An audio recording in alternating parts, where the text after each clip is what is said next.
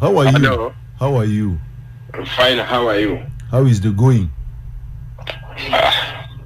Tewali kigenda bulungi mu maaso. Just ndiwe no milimu information mbadde nkuweereza ntegeere omukazi oyo biki byakola. Kuba niwe beerawo mbeera atabudde nnyo nze emirimu yange gye badde nkola eno. Information nyingi nfuna ku mukazi oyo ayagala byayagala nkola byonna. Bya myezi ebiri tubadde mola sawa yakati agabuza tupangisa nyumba tuli awo myaka ebiri kati sawa ya lero nfuna information taliyo sibye ebintu agenze mitaayi birawo yona ntebe byona bera mu nju ekwerera. So I want to know next with madam. You want to know what is next with the madam? Yeah. The madam is not doing well. No, yes, it's not doing well.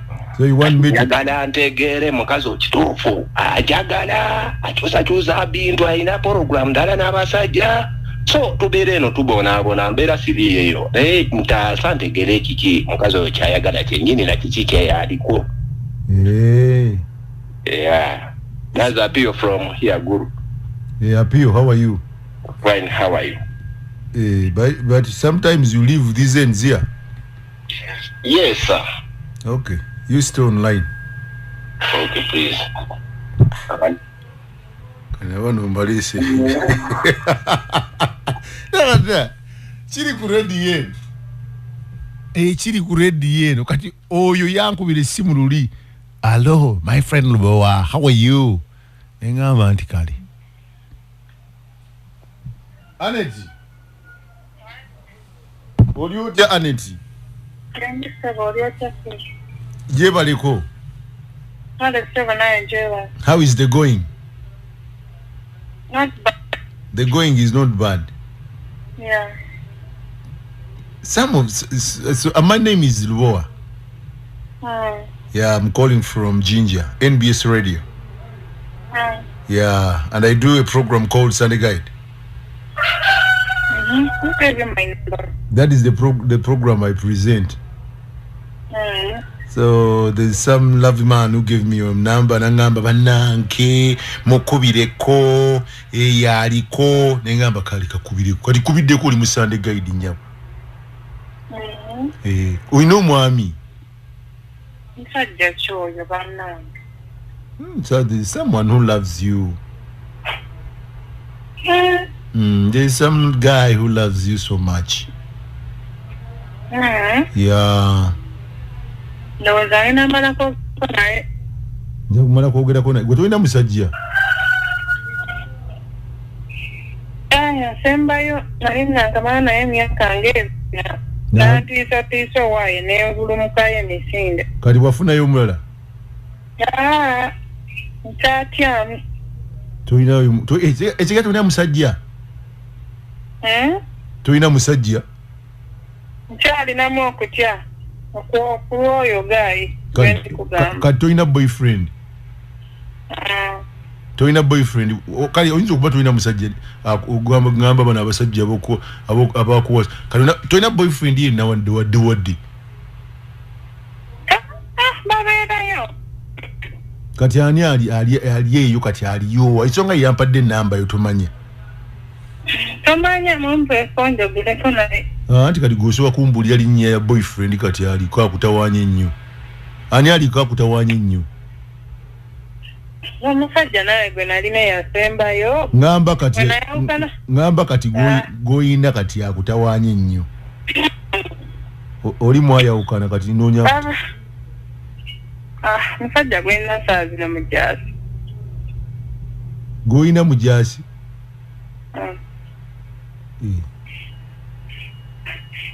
Kati olina mujaasi? Kati oli mujaasi bamuyita batya?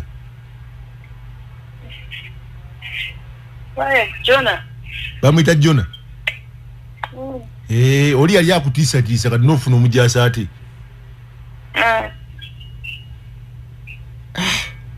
Kati ate n'oli naye yali mujaasi? Yali awaase. Ezegeza gw'otambulira mu Bajaasi. Lubowa. Yes, my friend. Lubowa. Yes. Alo Bukuru Lubowa. Yes sir. Bade nga umukazi ayogera bade alina musajja mulala. She has another man. He's a soldier. Eh? Hello, how are you, madam?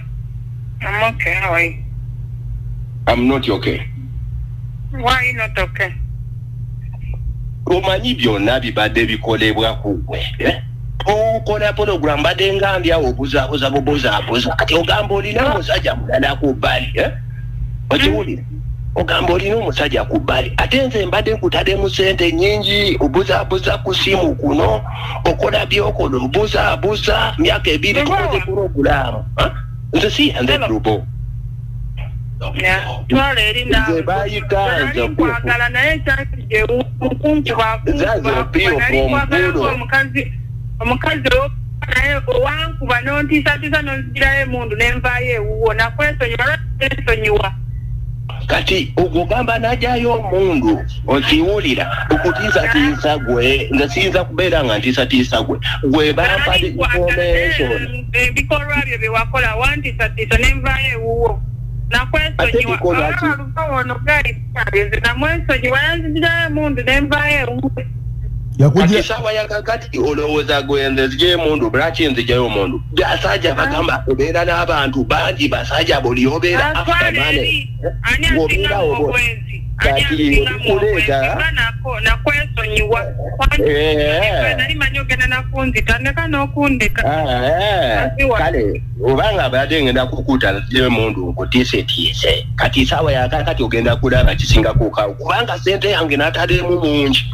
ate gwogamba mpangise akwata bitu ogenda dukapaka mitayi byatwalirika motoka ojako bitanda saidi bodi milipwalisa otwala paka mitayi kati information ibagamba nziyo basajja abalala nakulediyo kandi olina musajja mulala ogenda kutegeera kakati ogenda kutegeera Mr. Pio, hold on a bit. Owange nyawo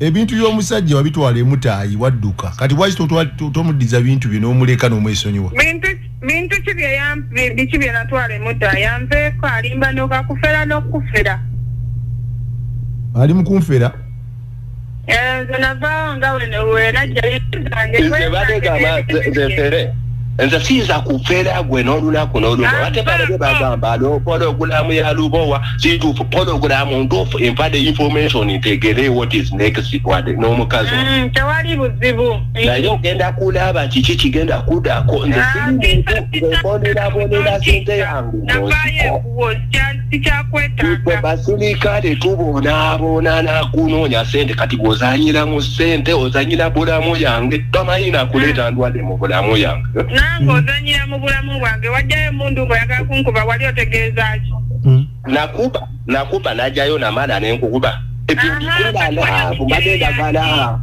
laavu ya mutima nsobole kutiisa gwe oleme kukola ebyo bye badde okola naye kati oyogera naawe nga badde ndwadde egyekwata nze nga naye nomu gyetubeera bakebere nze musaayi ku afisi ngenina endwadde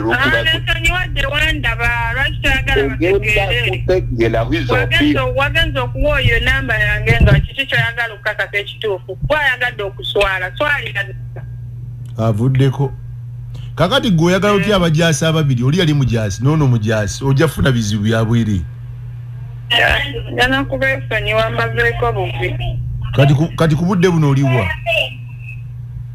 nze eyo mbeera wazaagala bintu binsumbuwa ndi mirembe gyange kakati omusajja ono ayinza okuba ali sirias soka ogenda oripootinge ku poliisi nkyagenda tewali buziro beni bwe naamaliriza puroguramu nkubiraako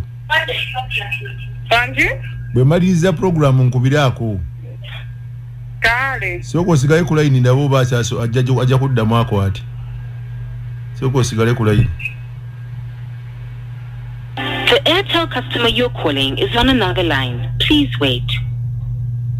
Oba kati akubira ani?